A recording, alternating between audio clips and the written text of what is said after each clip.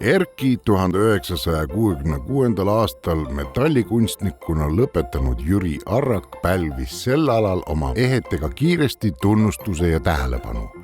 Just tema maalitud rinnanõeltel ja ripatsitel kohtus kunstimaailm esmakordselt maividega, tegelastega, mis on saanud läbivalt äratuntavaks motiiviks ja Arraku loomingu peamiseks sümboliks.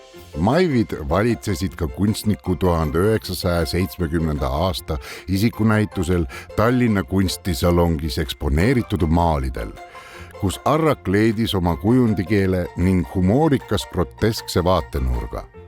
Teosest saabumine võõrasse jaama kujunes selle näituse üks kõige rohkem tähelepanu äratanud teoseid.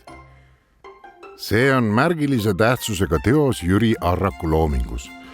Sammastega jaamahoone ja trügiv inimmass oma vägilase mõõtu maiv inimestest tegelastega mõjusid värskelt ja pop-artlikult. Tasapinnalisus, kontrastsed värvid ja moonutatud vormid iseloomustasid hästi kunstniku enda tollast mässumeelsust ning uudsuse janu, mida öeldakse olevat kestnud kuni 1976. aastani, mil kunstniku loomingus toimus pööre veidi traditsioonilisema ja rahulikuma loomingu suunas.